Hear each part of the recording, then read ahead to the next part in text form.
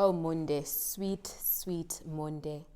It's time to step into your purpose, my love. So, Nomonde grew up in a middle class family. Her parents did relatively well. They went to good schools. They grew up in the suburbs. I mean, they lived a very comfortable life. As time went on, as Nomonde's parents got older, things got a bit tough. Financially, things got a bit tough. And then the pandemic came and things got worse.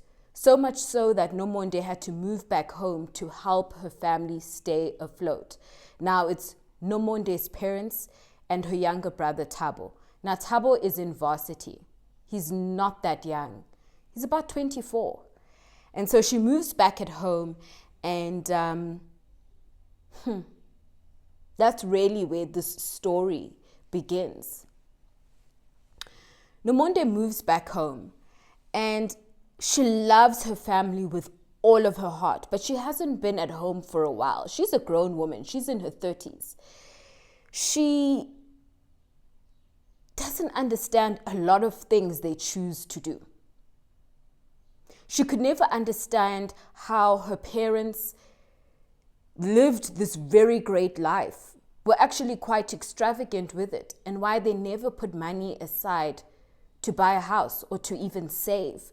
She could never understand why they treated Thabo like he was this baby. He's a 24-year-old grown man who's living at home, still living that life of women partying, drinking, sleeping around, clubs. Like, she could not understand it. And the thing that was more disturbing to her was the fact that her parents seemed to be encouraging it. She loved Thabo, but she felt he needed to grow up, and she wanted him to know that. She wanted her parents to know that. And they were quick to be like, Nomonde, now stop always giving your brother stress. Calm down, calm down. Of course, when she moved back home, running that household became Nomonde's responsibility. She would go to work and have to leave work, sometimes go grocery shopping and come home and cook. She would have to make sure rent was paid on time. She had to make sure the place was clean. She had to make sure everything was in order.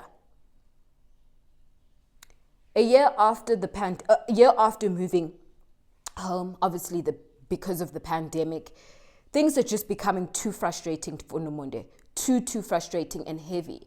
And so she starts putting herself through, or starts participating rather, a lot more in church. Her time away from the house is spent in church, volunteering, ushering, community service. And if she's not doing that, she is in libraries reading, at museums, in galleries, spending time by herself. That was her time away from all of this stress and problems and drama. That was Nomonde time, and she took it. She took it. Now, Nomonde was the type of person who her life had to have structure. She needed structure, she needed a routine. That's just how she focused. That's the way she preferred to live her life. That's what she needed, that structure and focus.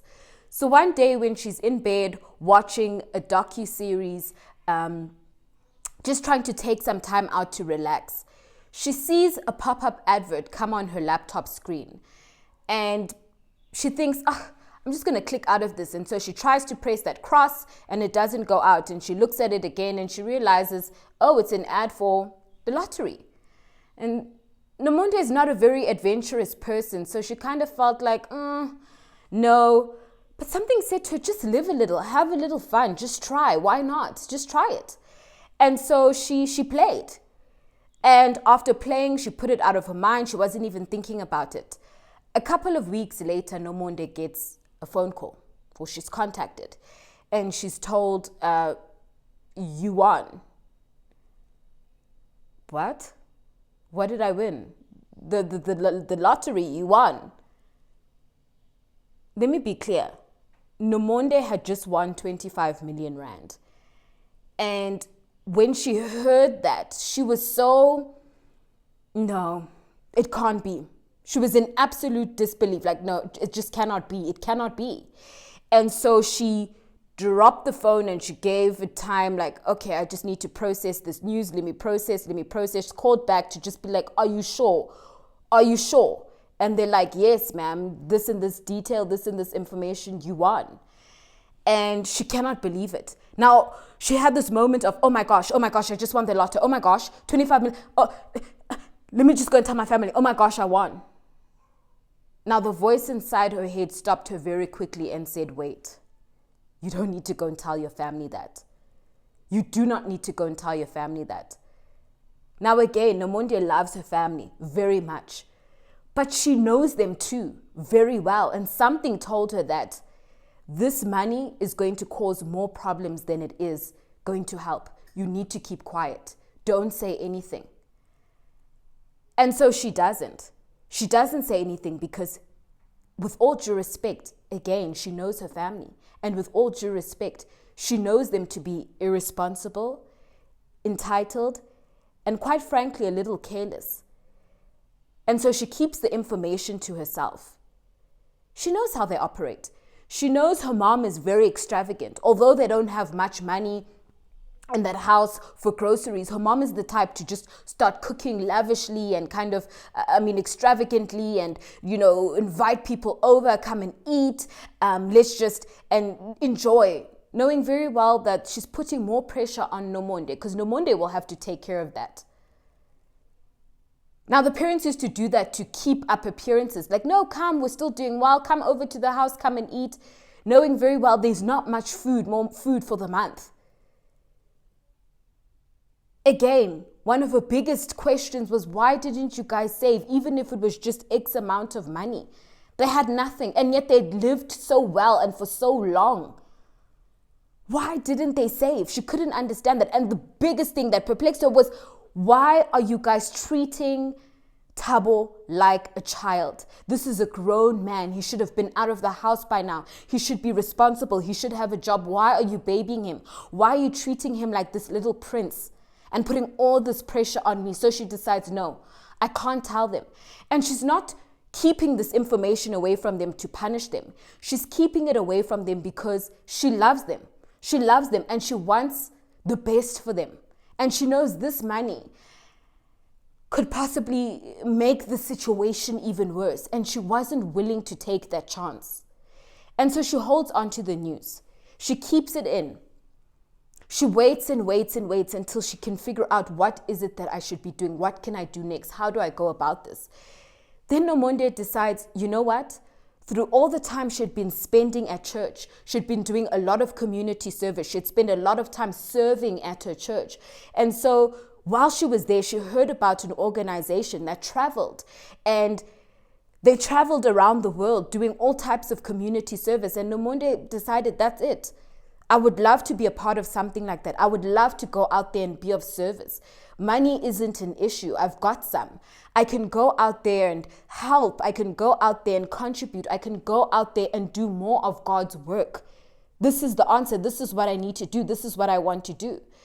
And so she devises a plan. She decides exactly how it's going to happen. She thinks, she spends time thinking on it until eventually she goes to her family and she says to them, guys, the company needs me to travel, so I'll be traveling for a couple of months. I don't want you guys to worry. I'll still be paying rent every month, and I'll be sure to send mom money every month to make sure the needs in this house are taken care of, like groceries and stuff like that. But I do need to go and travel.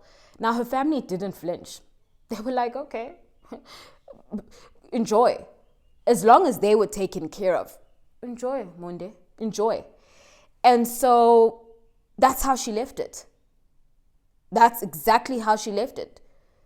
Fine. They don't really care. They're not really asking questions. I'm going. I'm leaving.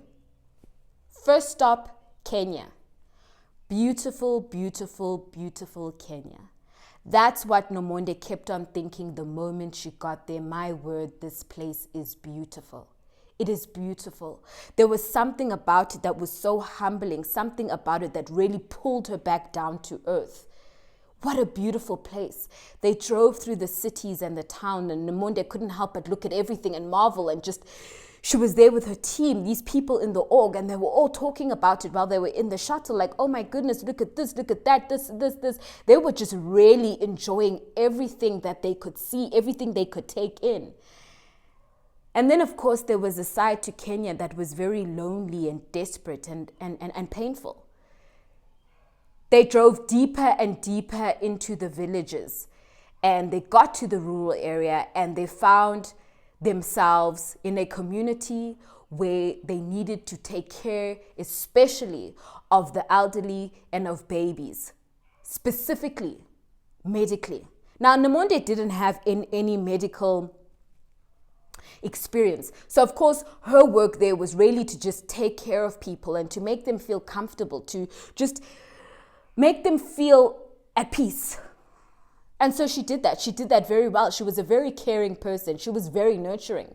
And so when she got there, she spent a lot of time taking care of people, making them comfortable, finding out, is there anything I need to go and get for you? Making sure they had clean water, making sure they were taken care of. Now, while she was there, Nomonde got to spend a lot of time with this elderly lady. This elderly lady that Nomonde grew so fond of. She spent a lot of time with this elderly lady. And being there opened her eyes up to so much, so very much. Now, everybody there spoke Swahili, but this woman spoke English. The more Nomonde spent time with her, the more she realized that this woman had a very extraordinary story. And the more time she got to spend with her, she got to hear about the story. She got to hear about the fact that this woman was a mother of two, but unfortunately, she was unable to deliver the babies into this world. They left her while they were still in her stomach. She got to hear of the many adventures this lady took. This woman took her time out to teach Nomonde how to pray. Not just this, dear God, I need this, I need that. God, please, this and this. No. How to pray heartfelt prayers. To spend time in the Word, to spend time praising and worshiping and honoring God, to spend time speaking to Him like, God, your Word says this, this, and this. Your Word promises deliverance. It promises restoration. It promises me abundance. It promises me love. Your Son died on the cross so that we could have this very personal relationship. These are the things I'm looking to you for, God. Please, I need you. I love you. You're my Lord and Savior. She taught Nomonde how to pray, heartfelt prayers. She also taught Nomonde something that was valuable, far beyond that 25 million rand Nomonde had. She taught Nomonde that faith, my child, faith can take you to places money and connections can't. It can open doors money and connections can't. Have faith. Now her story, Ugogo's story, was testament to that. Don't think her being back in the village was because she didn't have a good life and because things had fallen apart so badly and her faith had taken her nowhere. She was back in the village because that was home. She was back in the village because she was living the last of her days and she needed that time to just be at peace. She wanted to be back home. And that's why she was there. They spent about 3 months in this rural area, and that was enough time for Gogo and Nomonde to spend time laughing, chatting, praying, eating, meditating, just really embracing each other. And of course, the goodbye was very bittersweet, but Nomonde had to go about her way. She knew she had to leave that behind. She had many more lessons to learn, many more journeys to embark on. Oh, wow. Wow. Oh, she went. Next stop, Cameroon.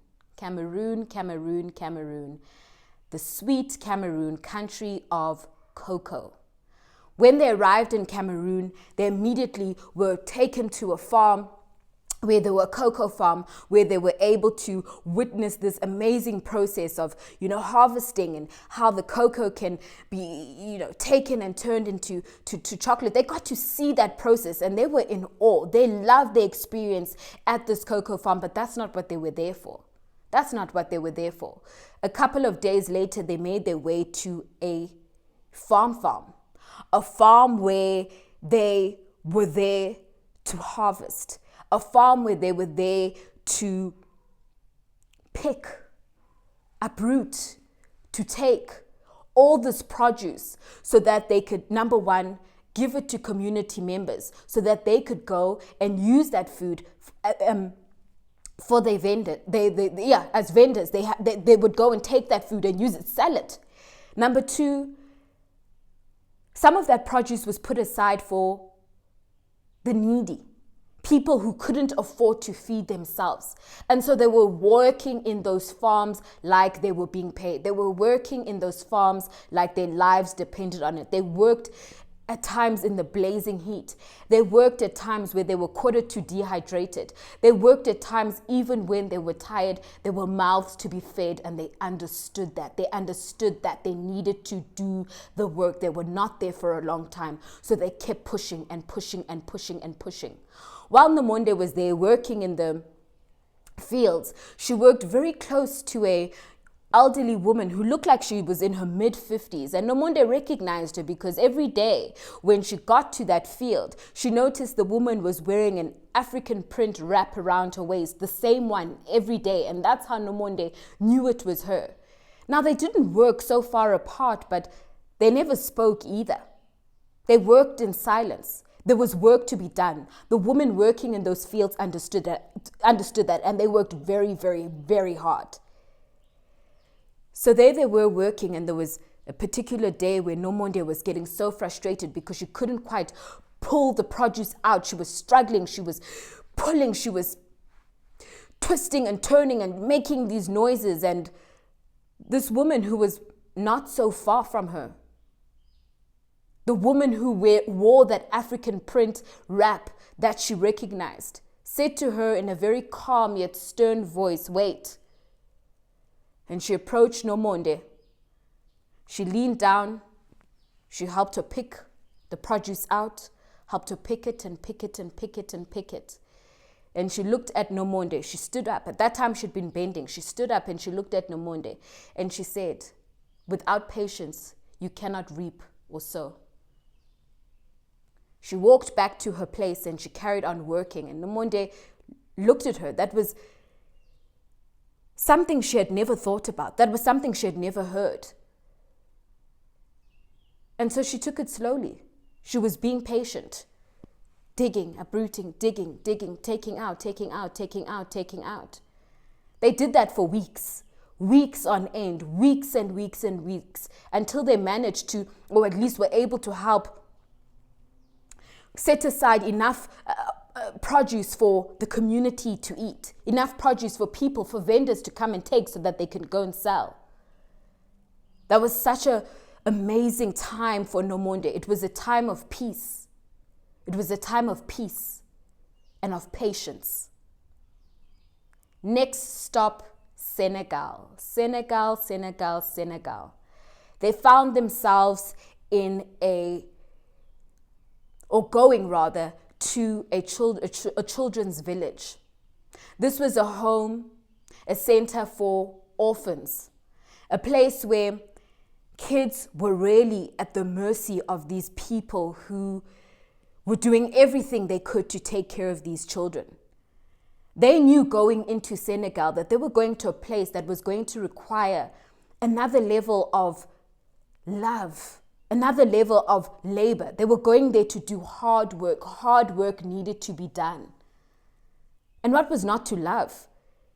These children were so pure, they were so loving, they were so joyful, even though their situations were so traumatic and so devastating. They still loved and were still so joyful and laughed a lot. And this was something that all of them picked up on.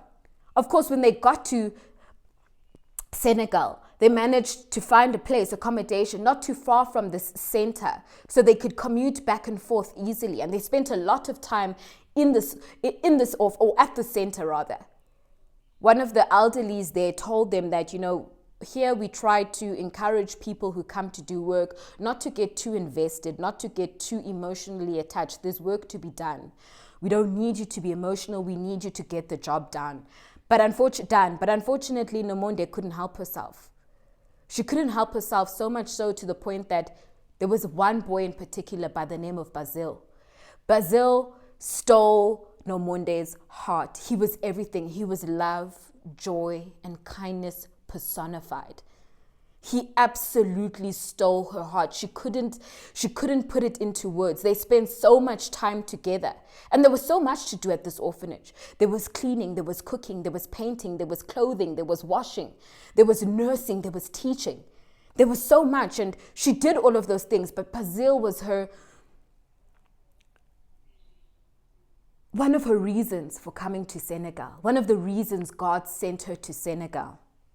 There was a particular day that Nomonde would never forget. Never, ever, ever forget. Where she was outside helping paint the building. The center building. And in the distance, she could see the kids playing. And she also saw Bazil on a little scooter. Going, enjoying, laughing, going. And two other kids wanted to get on that scooter. And it wasn't their turn yet. But being children, they pushed Bazil off the bike and he fell on the floor and he was crying, he was screaming. And Nomonde ran over to him and she picked him up and she noticed his knees were scraped and they were bleeding. And so she took him inside to clean him up. So she takes him inside to clean him up and she puts him on this little table. She takes out the first aid kit. She starts cleaning his sores. She starts wiping it up and putting on a bandage. And she asks him, Bazil, does it hurt you when they do things like that, when they push you? And he nodded his head. And she said, do you ever push them back? And he said, no, because they're my family. That really resonated with Nomonde. It touched her heart in ways that she couldn't explain. For some reason, she was thinking about her family so much after he made that remark. In fact, after getting patched up, he got off the table, ran back outside. They were hugging again. The very same boys who pushed him off that scooter were hugging again, embracing, playing, sharing, taking turns on that scooter. She couldn't help but remember that. She looked at Bazil and that sense of community, that sense of love, forgiveness, peace, that understanding of family. And the thing that kept on going through her mind was this was a young boy at the age of 2 years old who was left at the robot, begging. His parents disappeared. Nobody knew where his parents were. Nobody knew who his parents were. He was only 2 years old. Now this little boy is 6. And he already understands the concept of family. That held her, that touched her. It really, really touched her. She was thinking about her family a lot. Next stop, Ethiopia. But wait. Nomonde gets a phone call. It's Thabo. Thabo says in a very somber yet strong voice, Nomonde, you need to come home. Mom's not well. 2 days later, Nomonde was back in Joburg. She was walking into a hospital ward. And in the distance, she could see her mother sitting there, laying there on the bed, looking frail and having lost color, complexion, just looking small. That was enough to almost bring Nomonde to her knees. She could see, without her mother saying anything, just how bad it was. And so she stood there. She stood there, feeling like her gut had been punched. She stood there and swallowed her tears. Eventually, she mustered the courage to walk towards her mother. She walked towards her mother, and as soon as she got there, she rubbed her mom's hand, and her mom looked up at her and smiled. Her daughter was home. Nomonde said to her mother, you should have told me. And her mother said, why? So that you could come and watch me. And she said, no, I would have come home. And she said, I know, that's why I didn't tell you. Now, Nomonde's mother is running her last lap. She has stage 4 colon cancer, and it's taking her out. She has fought and fought and fought, but it is taking her out. It is wearing her thin. It is taking her out. And so she sits there and she's looking at her mom and she kisses her and she says, I wish I had known. I wish I had known. And her mother says, Nomonde, it's okay. It's okay. It's okay, my child. It's okay. Let's not talk about that. How have you been? Nomonde feels this very deep set guilt. Like, I've been traveling. I won all of this money. I didn't say anything. I've been taking care of my family, yes, but I've been spending this money in all these places I've been going, in these organizations. My mother's been here. She's been very sick. How could this happen? And she says to her mom, I have to tell you something. I'm so ashamed, but I have to tell you that I lied. I wasn't traveling for work. And before Nomonde could complete her sentence, her mom puts her hand on Nomonde's hand and she says, I know. And her mom, and Nomonde says, how? And she says, Nomonde, I'm your mother. I'm your mother. I don't know how you managed to travel. I don't know all the details. I just knew that when you came to us that day to tell us you were planning to travel, I knew you had to go. I knew that was your way of saying, I need to go, I need to get out. And I wanted you to go. I wanted you to get out. And so I pretended like I bought into it. I knew it wasn't for work. And Nomonde was like, Mom, I want to take care of you. Whatever you need, tell me. I need to take care of you. And her mother says, I know, my child, I know. Then she goes on to tell her mother about the lotto. Tells her she won all of this money and that she was going to take care of her mother and make her comfortable and do whatever she could to help her. And her mother kept on saying, I know you'll do anything for me. I know. About 2 days later, they're sitting in the hospital. Nomonde can see her mother's deteriorating quickly. And she says to her mom, please, Mom, don't go. Please don't go. Please, please don't go. There's so much I want to tell you. And her mom says to her, we have eternity for that. We have eternity for that. And she says to her, my child, Monde, I want you to make me a promise. Whatever you do, do not tell your dad and Utabo about this money. Yes, take care of them. I want you to take care of them, but don't tell them about this money. I want them to grow. I want them to build. I want them to step into their purpose. The one thing I've learned laying here is that we're all sent here for a purpose. I've also learned that we come into this world empty-handed, and that way we shall leave. The most important thing for them is to grow into their purpose and to do God's will while they're here on earth. So don't tell them about the money. Take care of them, but don't tell them about the money. She said to her, you know, the one thing I'm sad about is not dying. It's that I never spent more time pursuing God's heart. I never spent more time doing what pleased Him. I lived this life of extravagance and enjoyment. It was all about me, me, me. Look, my daughter didn't even tell me that she needed to get out. She had to lie because everything was about me, me, me. Don't tell them about that money. Give them an opportunity. And so Nomonde promises her mother. She says, Mom, I won't. I promise you I won't. I'll take care of them. I'll take care of you. It's okay. I'm here. It's okay. 4 days later, Nomonde's mom passed away peacefully in her sleep.